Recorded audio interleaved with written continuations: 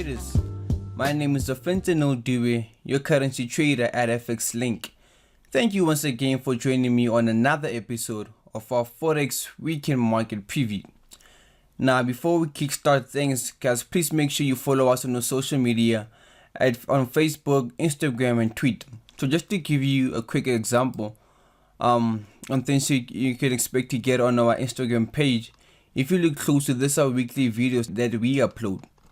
Basically, these are the same videos that we upload on YouTube, but in this case, this is a minute-long video. This is where we get straight to things. We show you where you're planning to enter and where you're planning to put a stop loss and take profits. This is just for those people who maybe you're in a rush and don't have time to go through the full YouTube video at that time. So you could just click onto our Instagram page just to get a quick view on what we're planning to do, where to get and when to get out, and whenever you have time, this is where you can go back for the full analysis on the YouTube. So with that being said, make sure you hit the follow button at FX Link Inc. And the first thing as a trader that you should be able to do is to identify market direction. As soon as you get on the chart, it should start happening automatically.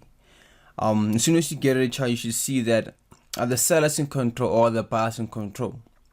Now, if you have a problem identifying direction, then you have to go back to the drawing board. It's no trend smash. You shouldn't panic just as yet. It just means that you haven't had enough practice for it to happen automatically for you. So at this level, this is where our sellers came in aggressively, price pushed, had a bit of a retest, price action went lower. This is a key point. This is where this level managed to violate the lowest low, giving us a break below, close below. This was our first sign of a trend continuation to the downside. Price action gave us a retracement back to a resistance point, and this is where, after seeing a break below, close below, this is where you could have prepared for a short opportunity.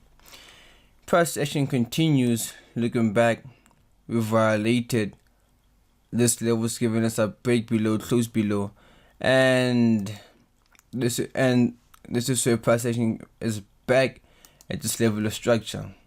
Looking left, where's price action? Back at this major resistance level. So in this case, what do you see? Now, before I get deep in things, just to test the knowledge, are we going bullish or bearish on this play? Now, if you said bearish, my thoughts exactly. Let's try to zoom in. As we said, price action kept giving us break below, close below. Recently, this is where we had a break below, close below this major level area. And whenever we get a break below, close below, or in my case, whenever I get a break below, close below, this prepares me for a trend continuation opportunity in whatever direction that we get a break below, close below, or a break above, close above. Let's try to remove some of these tools. Okay. Give me a minute. Okay. Yeah. So, as you can see, price action managed to push up back into our kill zone. And this is where, as soon as price action enters our kill zone, if I could try to drag it just to make it clear, price has now hit this level of structure where we have a kill zone around 89,694 and around 88,988. So around this area, this way we have a kill zone. Now I just mentioned that we cannot just sell the market just because we've entered our kill zone. This is where we want to start looking for certain filters or certain confirmations or extra validations in order for you to strengthen your case for entry. Now, the first thing I see is, if I could grab this, what do you see? What do you see? Yep, we just had an overbought state. Now, keep in note, guys, an overbought state isn't a signal to sell the market instantly. Just like market hitting our resistance zone isn't a key indication to sell immediately. These are just confirmation where if they all come together as a collective, increase the probability in being right in the market. So in this case, on our daily chart, price action has hit one of my major levels, so I give it a point. Price action just hit our overbought state, I gave it another point. And interesting enough, let me grab my tool. If you are more advanced in trading, you'd notice this.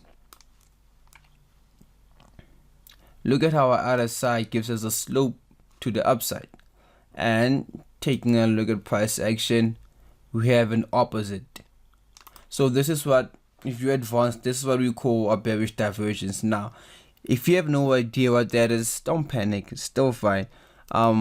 If you could scroll back on our channel on the past videos, I'm pretty sure you can get a video labeled divergence, and if you get in that video, it'll give you a brief explanation on what is a divergence. So continuing our trade on the high time frame, we just identified the direction of the market and formed the bias. This is the most important thing we want to do on a daily chart. We want to identify the direction of the market, whether we'll be going bullish or bearish.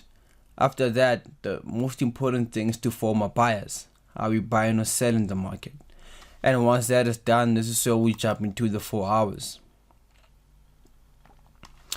Now, once we get into the 4 hour chart, this is we just look for more key or more confirmations to take this trade.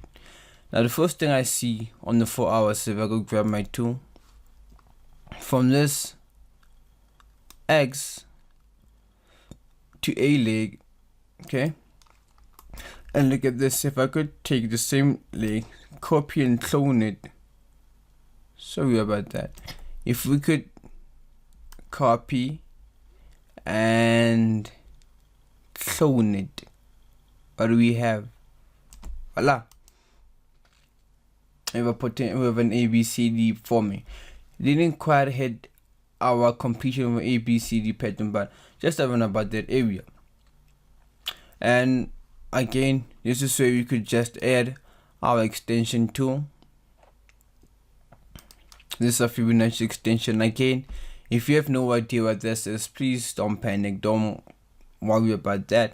All these other confirmations or filters we add, this is just a personal preference as a trader. Doesn't mean if you don't know how to use a retracement, then poof, you won't be able to make money. No, there are plenty of successful traders who don't even use Fibonacci's, and plenty of other successful traders that do use Fibonacci. Trading is a personal journey. What works for someone else wouldn't guarantee would work for you. It's you finding yourself as a trader and what works for you. Our job is to guide you in order for you to discover what's already within you. So from this X to A and drag it back to this level of structure. And as you can see, let me grab my other tool. It's tiring, guys. This is where we have a 1414, and you can see, if you could zoom in, this is exactly where price action just gave us a major reversal at our 1414 area. So just to show you that if you want to use extensions, this is a great tool to show you key turning points where market might reverse. As you can see, price action just had our 1414 in relation to the downside. And again, on the 4 hours, you can see that we already had our bearish divergence in play, and our other side is already sloping down, as we might have potentially missed this trade. But now coming down to our hourly time frame, so after getting this double top, this is where we're supposed to take the trade. But as you can see, we missed this original trade, got a valid double top, price action rallied, and now we're waiting for what's called a 128 trade, meaning we'll wait for price action to at least give us a rally back up to our 618 level, and this is where we'll be preparing for a shorting opportunity. And you might be looking to draw out another zone. Okay, let me do this. You might be looking to draw out another zone. So as soon as price action hits this level of structure at our 1618 level, this is where you will be preparing for a shorting opportunity. Now, you might be looking to be more patient, as price action might push up back to this level of structure and give us more discount. But as soon as it hits our 1618 enters our kill zone. This way you could be preparing to take this trade. Now, to get an extra confirmation, you might be looking to get a double top or a bearish divergence on the hourly time frame. Now, assuming everything goes in play, this is how this trade might look like. Showing an opportunity somewhere at 618. Now, stop loss we just have to be a few pips above this box. As you can see, we had 14 pips, so around 5 to 20 pips depending on your style of trading, but a maximum of 20 pips. Okay, let me grab it, put it.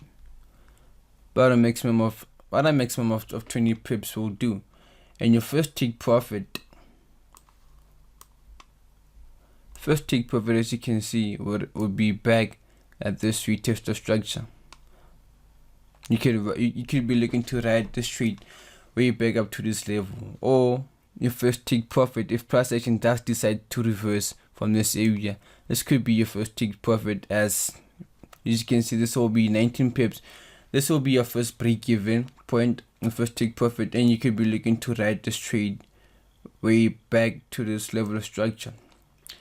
And you have a total of risking 20 pips for a nice 43 pips, and this could be a pretty decent trade to start the week. And yeah, this is what I wanted to share with you guys. This week didn't really have much on my radar. So from me, Offensive Dube, hope everyone has a profitable trading week. And what time is it? It's 1:14 a.m. in the morning, so I'm going to bed. Peace.